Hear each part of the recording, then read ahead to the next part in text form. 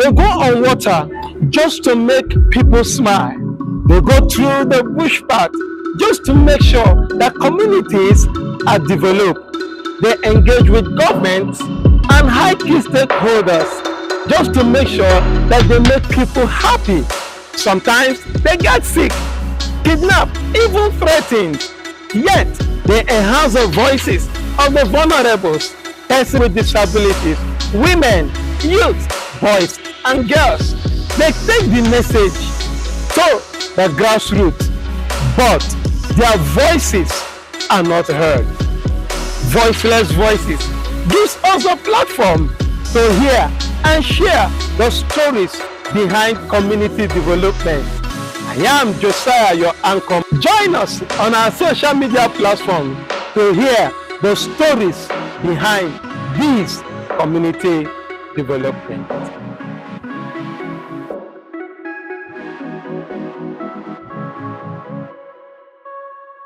One thing that donors do or donors want to say is that when they give you their money for communities, you are actually using it for the communities. Not only using it for the communities, you are delivering on your milestones, and they want to see success stories.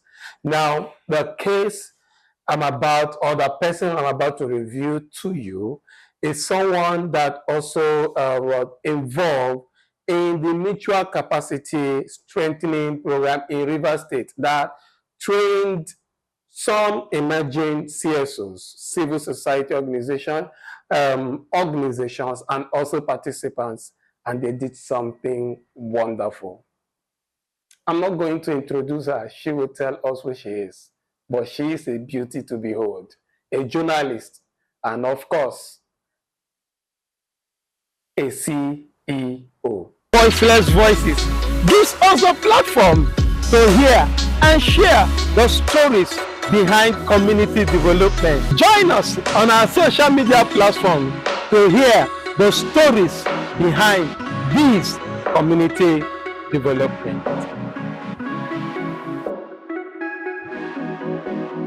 Can you please introduce yourself to us?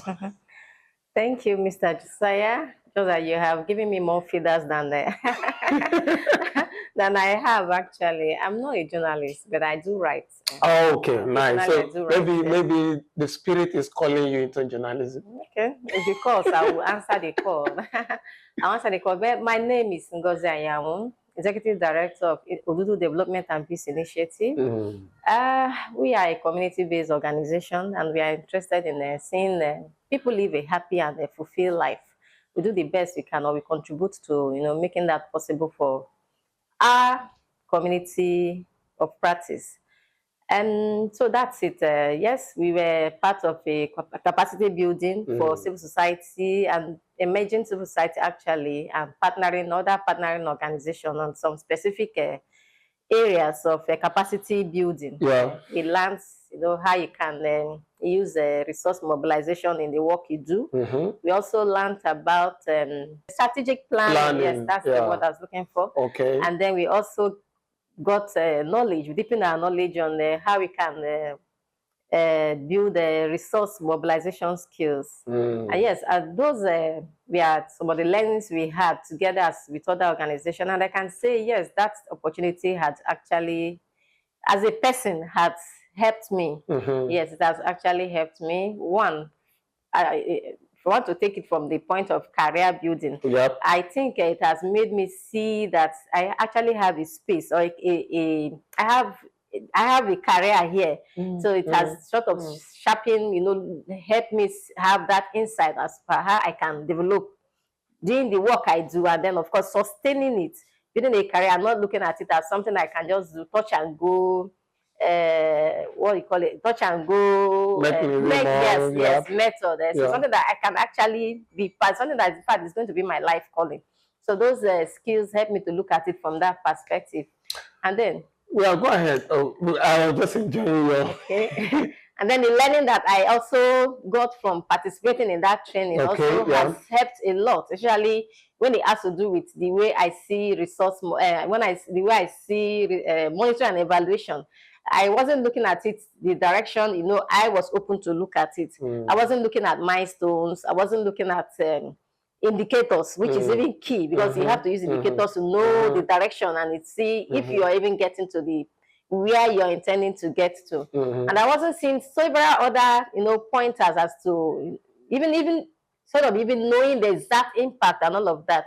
It wasn't really things I was watching or intentional about. But that opportunity of, the training helped me see that these are things that I have to be consciously and intentional about.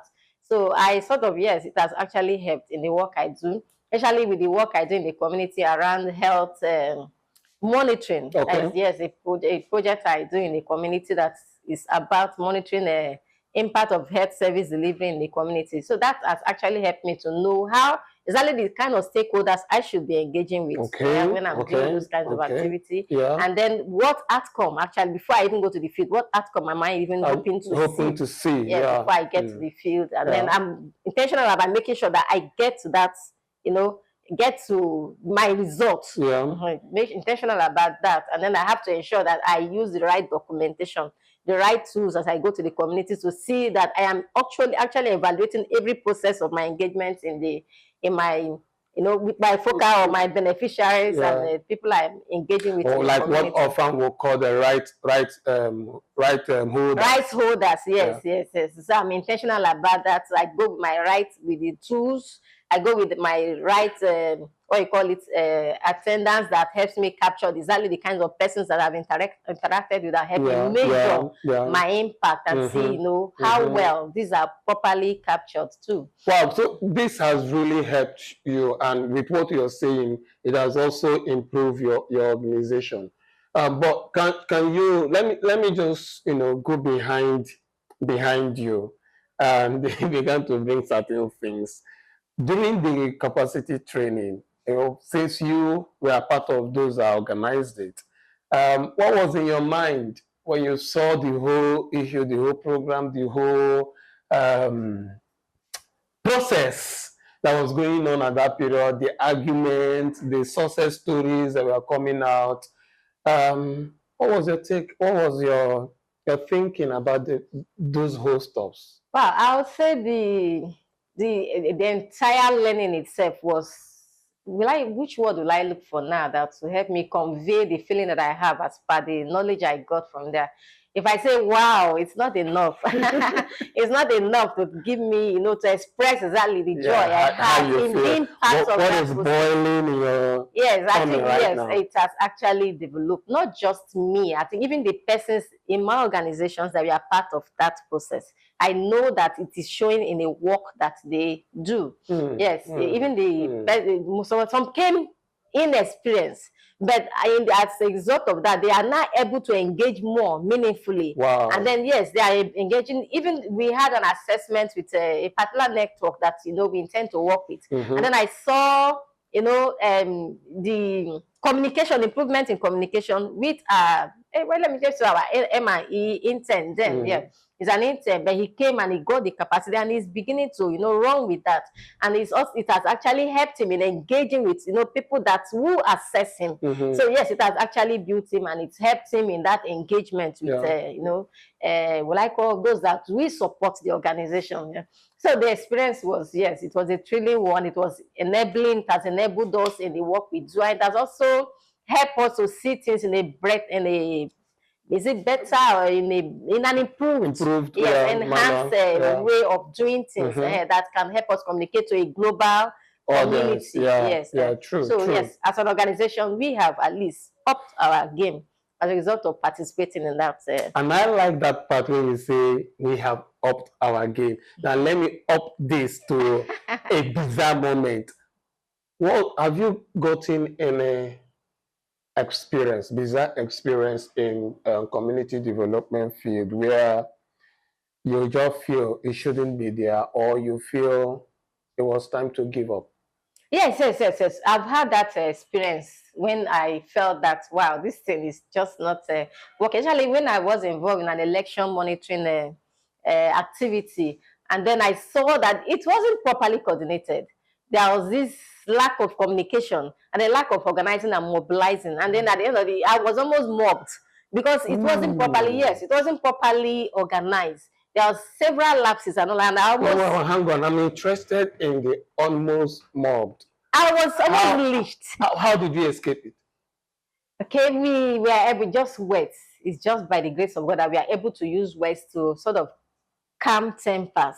Because already tempers, they are flaring and people were getting agitated, and then you know how some people can be when things involve, you have to make them feel comfortable, and they weren't providing that. And maybe because we weren't well coordinated, we didn't did enough programming enough, and then we just went to the field, and it resulted to a situation of chaos out there, and then you know this leaching. But somehow, somewhere, God gave us the strength. We were able to, you know, calm the tempers and all of that. But we managed it and came out. But I know it was something that I don't want to express anymore. I don't want to express that. Who want to experience that? No, I don't think anybody want to experience. I know I had a moment like that when in Bayelsa we were just having a program, and before you know what happened, they told us to leave the place, and some persons were coming, and we just have to leave. Now, when we go through these experiences in trying to give smiles on people's faces, what is your I don't want to say lesson first. What is your cry? What do you think should change in the field? Okay, yes. I think personally, I sort of came back and I reflected on what did we not do well. Okay. And somehow I was able to look at, you know, how we managed the process. And I know that there were lapses. Yes, somewhere on our part, and also on the part of the selection of our right holders, yes, beneficiaries, if you want. Beneficiary, yes. We didn't do that too. We didn't do that. And then how did they even mobilize? We didn't maybe do a kind of, well, let me just say, we didn't do the right mobilizing, all of that. We didn't do enough engagement. So there was no proper stakeholder mapping? Mapping is possible. We didn't do that. Maybe this is the word, but then we didn't look at it like that. We didn't do that properly. A lot of things weren't well coordinated. And that's when you get, that's what you actually get when you don't do the right thing. What have you learned, you know, in all of this process as a community developer, doing project for Oxfam and maybe other organizations? What have you learned so far? So far, I think I have learned to, first of all, be in control of my inner self. And then, first of all, I get to know what do I really want to see first as a person, as I go out to the field. And then, as I'm going out, I'm also intentional about how am I going to use that to better my community. And then the learning that I'm also gathering, how is it also going to help me in the work that I do? So those have been the things that I've been going with, moving on. I've been using the learnings that I've been gaining with opportunities that I have to be part of trainings, like the mutual capacity strengthening that we are part of. Those kinds of training has enabled me to see how I better organize in the work that I do. And also personally too, I also, learn from other people. I like to learn from peers. I like to read successes of programs. I like to know how, you know, they got the success they got, and I want to replicate it. So I learn from peers, and I maybe join peer learning meetings to discuss my issues with peers, and then of course we see how we can manage or how they got their success, so I can replicate those successes. Yeah, so in 30 seconds or say 1 minute, what do you have to say to Oxfam for the opportunity? Oh, Oxfam, I want to use this opportunity to say thank you for the support. Thank you for being there for the communities. Thank you for leveraging the work that we do in the community. And we want to say that don't stop. Well, don't stop. Don't stop, Oxfam. You know, okay, this is your spotlight moment. This is where I love so much. What was your best moment in the capacity training program? Oh, that my best moment is the spirits of zeal that came up during the learning. Yes, the zeal that, you know, most of us display, and then the fact that our eyes are opening to, you know, some well, maybe it's practices that we're doing. We are absorbing, and the concentration too. And apart from that, people are using it. People are also using the learning in the work they do. Yeah, so I saw all of that during the training. And after the training, I see people going out and doing the best they can with the learnings that they have acquired from that. It's always nice when you do something and you see the success stories. I'm particularly happy that we could hear these beautiful stories and success stories from those that have been putting smiles, on other people's face. Thank you so much for coming to this session. We appreciate. This is where we will call it a wrap, and there are a lot of episodes. Watch this space, and we're going to get more and more experience. Once again, thank you so much. Thank you for having me. CEO for coming. Thank you, sir. My name is Josiah, and this is Voiceless Voices. Bye for now.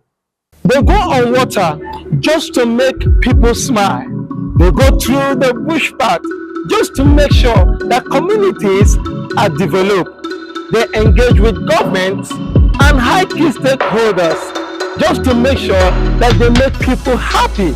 Sometimes they get sick, kidnapped, even threatened. Yet they enhance the voices of the vulnerables, persons with disabilities, women, youth, boys, and girls. They take the message to the grassroots, but their voices are not heard. Voiceless Voices gives us a platform to hear and share the stories behind community development. I am Josiah, your anchor. Join us on our social media platform to hear the stories behind these community development.